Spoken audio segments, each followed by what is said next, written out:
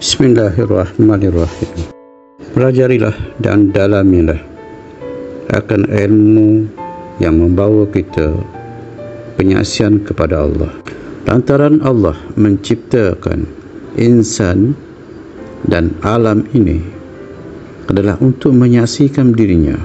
Di sebalik apa yang kita lihat ini, tidak lain melainkan adalah untuk menunjukkan bagaimana sifat-sifat Allah yang ditajalikan pada diri kita dan alam, agar setiap hambanya dapat mengenal dirinya.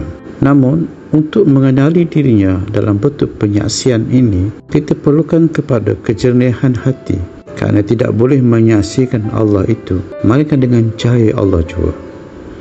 Bagaimana kita nak menyaksikan alam ini memerlukan cahaya alam, yakni cahaya matahari yang memancarkan kepada alam dan cahaya yang ada pada mata kita, maka kita dapat menyaksikan alam.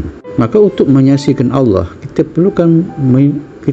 perlu memiliki cahaya Allah yang berada dalam kalbu kita, dan cahaya itu yang memancar pada mata kita sehingga mata kita dapat menyaksikannya.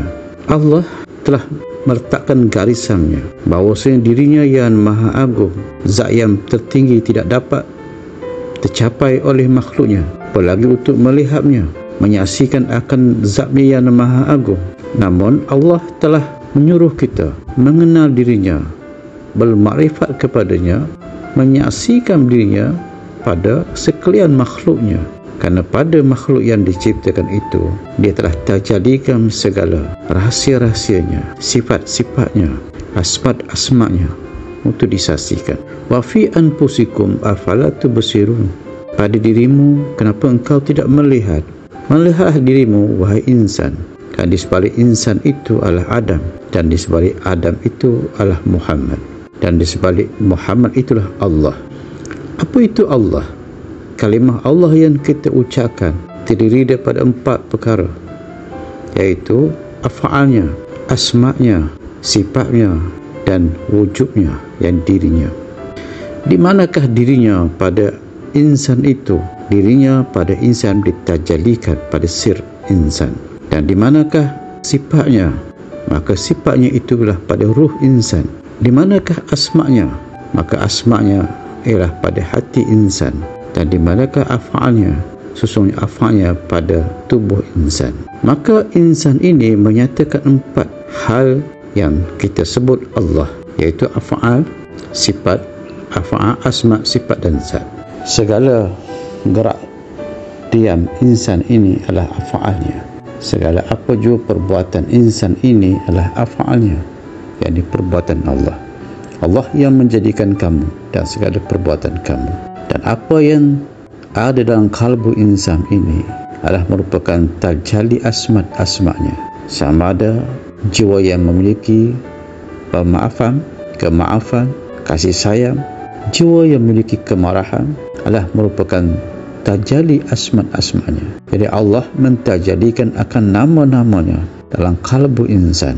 Kemudian lagi ialah pada ruh insan adalah memiliki sifat-sifat saja, yakni sifat melihat, mendengar, berkata-kata, berilmu, hayat, kudrah dan iradah. Dan apabila ruh ini tidak ada dalam jasad ini, maka jasad atau tubuh ini hanyalah tanah sahaja yang kaku, yang tidak dapat bergerak. Maka yang menggerakkan insan inilah ruh, kerana ruh itulah yang memiliki sifat Allah, ataupun dia dikatakan memiliki tajali sifat Allah. Bukan sifat Allah berada dalam ruh, tetapi adalah merupakan limpahan ataupun juga penciptaan Allah pada ruh itu yang memiliki akan sifat-sifatnya.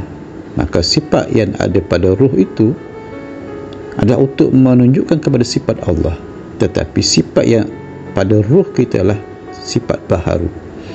Sifat melihat pada ruh adalah baharu, sifat mendengar, sifat berkalam, sifat berilmu, semua baharu. Tetapi ruh itulah menunjukkan kepada sifat-sifat Allah. Maka bila kita menyaksikan, mengetahui akan diri kita ini, akan sifat-sifat yang ada pada kita ini, walaupun apa yang ada pada kita adalah merupakan yang baru, tetapi dia menunjukkan kepada sifat-sifat Allah. Sesungguhnya diri kita adalah menyatakan akan Allah, menyatakan af'alnya dan menyatakan asma'nya dan menyatakan akan sifatnya. Adapun sir kita, rahsia itu di dalam ruh kita adalah merupakan rahsia tajalli zatnya. Ya, itu adalah urusan ma'rifat, pandangan kita, penyaksian kita kepadanya. Belajarilah ilmu ma'rifat ini daripada ahli-ahlinya, yang bukan lagi mengajar ilmu ma'rifat hanyalah pengetahuan pada akal, iaitu ilmu kalam semata-mata. Kalau kita belajar ilmu kalam, kita hanya memahami Allah dalam bentuk pemikiran kita, hanya mengetahui api dalam bentuk keilmuan, tetapi tidak pernah merasai kepanasan api, apalagi melihat api itu. Maka berjalanlah daripada ilmu kalam itu, pengetahuan itu, yang merupakan kewajiban kita yang pertama dalam ma'rifatlah ilmu. Maka terus berjalan ke dalam kalbu kita melalui jalan para ahli-ahli sufi, iaitu mereka mengenali Allah dengan jalan penjernihan jiwa. Ini yang dianjurkan oleh para masyaikh sufi, yang dianjurkan oleh Imam Al-Ghazali, iaitu menganjurkan kepada khalwah, kepada zikir dan mencari mursyid agar berlakunya penjernihan jiwa. Dan apa tujuan penjernihan jiwa itu? Ialah untuk membuka sir yang ada dalam dirimu, sir yang cahaya hati itu. Kerana cahaya hati itulah yang boleh menyaksikan Allah, walaupun dia melihat makanan sekalipun, walaupun dia melihat akan alam ini, pohon, kayu, matahari, bulan dan bintang, tetapi hatinya menyaksikan akan kudrah Tuhan. Dia menyaksikan asma-asma Allah. Justru itu alam ini tidak mendindimkan dirinya dengan Allah, malah alam inilah yang memperlihatkan Allah kepadanya. Dan alam ini adalah menunjukkan kepada cerminan Allah. Dan apakah yang dilihat pada alam ini? Bahawasanya alam ini yang terlihat lebih dahulu bukannya alam, tetapi dilihatnya Allah dahulu baru alam. Karena tanpa Allah tidak akan wujudnya alam ini. Tanpa Allah tidak wujudnya dirinya. Orang-orang ahlilah yang hak akan menjadikan jiwanya, kalbunya sentiasa mengingati Allah, sehinggalah dia gaib dalam ingatan itu kepada Allah, dan kegaiban dia kepada Allah membawa kegaiban kepada sekalian yang lain. Keasyikannya memandang syuhud, menyaksikan Allah, sehingga apa jua yang disaksikan pada alam ini, malah pada dirinya dia menyaksikan Allah. Hilamlah dirinya ketika itu. Bukan hilam dirinya menjadi Allah, tetapi dia menyaksikan apa yang ada pada dirinya itu adalah semua menunjukkan kepada kewujudan Allah, kepada af'alnya, asma'nya, sifatnya, dan menyatakan akan sirnya, rahsianya yang agung. Pelajarilah mengenali Allah pada diri. Jangan belajar mengenali Allah pada zat yang gaib. Jangan pejamkan matamu untuk menyaksikan Allah. Buka matamu, kerana penyaksian melihat Allah di alam ini adalah yang paling sempurna. Lantaran ini tempat terjadinya, tempat untuk menyaksikannya. Inilah yang sempurna, yang cukup sesuai dengan pandangan matamu dan untuk batasan keilmuan yang ada padamu untuk mengenal dirinya. Kerana makhluk ini memiliki keterbatasan. Dia tidak boleh mampu untuk merungkai hijab-hijabnya yang maha agung, yang memiliki berpuluh ribu hijab antara seorang hamba dengan Tuhannya, yakni seorang hamba dengan yang maha agung, memiliki ratusan ribu hijab yang tak mampu ditembusi, maka saksikanlah dia pada batasan yang dibenarkan dengan menggunakan cahaya hati, cahaya ilahiyah yang diberikan ke dalam kalbumu. Maka carilah guru yang memiliki cahaya ilahiyah ini, yang memiliki sir ini, dan sir ini akan dipindahkan dalam sirmu melalui talqin zikir. Dan jika guru ini tidak memiliki sir ini, maka yang ditalqinkan zikir padamu hanyalah syariat, walaupun zikir itu dikatakan zikir tarekah sekalipun. Tetapi tarekah syariat, tarekah yang tidak memiliki sir, maka kita bila tarekah itu tidak memiliki sir, kita berwirid, kita berzikir, tidak akan memindahkan, tidak membuahkan satu cahaya ilahiyah ke dalam kalbu kita.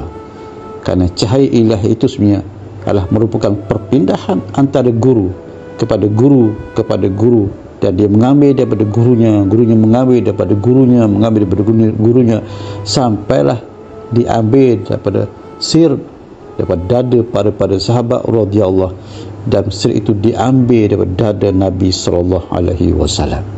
Inilah dikatakan para mursyid, ilmu-ilmu yang tidak dimiliki oleh para ulama. Duduklah bertahun dengan para ulama zahir ini, kita hanya dapat pengetahuan semata-mata, tetapi kita tidak akan boleh mampu mencapai makrifat. Malah kalau kita bersama dengan mereka, kita solat daripada umur kita 17 tahun sampai 50 tahun, itulah juga ahwal solat kita yang tidak pernah mencapai hakikat rasa dan hakikat pandang di dalam solat kita. Dalam pengetahuan ilmu ma'rifatullah ini, dalam makrifat kaum-kaum sufi, mereka tidak berada pada akal semata-mata, tapi mereka terjun ke dalam itu sedalam-dalamnya, sehinggalah bicara mereka membingungkan ahli kalam. Tetapi bicara ahli kalam sedikit pun tidak membingungkan kaum sufi, kerana bicara kaum sufi adalah bicara zauki dan bicara syuhudi, dengan sedikit pun tidak melanggar batasan-batasan ilmu kalam. Cuma bila bicara makrifat, mereka sudah menghilangkan bahasa kalam tapi menggunakan bahasa zauki. Mereka mengatakan Allah dan dirinya lah satu, sedangkan dalam ilmu kalam tidak boleh mengatakan kita dengan Allah itu satu. Namun dalam bahasa cinta, dalam kemabukan cinta, tidak salah dia mengungkapkannya dalam kemabukan perasaan. Kerana orang yang bercinta, dia akan mengatakan bahawasanya yang dicintainya itu sentiasa bersama dengannya, sentiasa bersatu dengannya. Malah di mana dia melihat, dia akan melihat kekasihnya. Itulah bahasa orang bercinta yang kadang-kadang membingungkan ahli-ahli ilmu kalam. Bila ahli ilmu kalam menyesatkan ilmu sufi, ialah perkara yang tidak beri kepelikan. Malah kalau mereka tidak menyesatkan, itulah kepelikan bagi orang-orang sufi.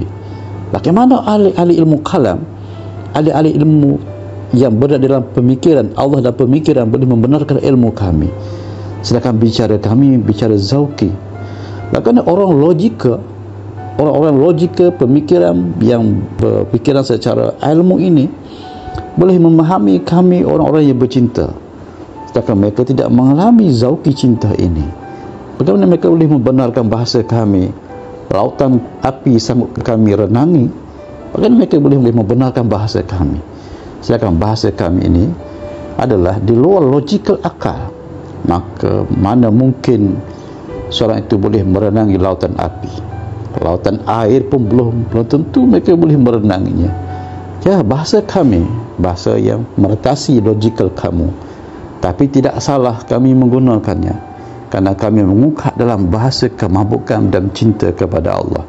Bukannya akal kami, tapi lah itu nurani kami, lantaran kecintaan kami kepadanya, lantaran mabuk cinta kami kepadanya, lantaran kerinduan kami kepadanya, lantaran melihat tidak ada pun satu pun saat setiap detik kami ini, maka dirinya lah yang mengatur segala-galanya. Tidak boleh berkedip mata kami, tidak boleh memandang walau satu saat maka dialah yang bersama kami.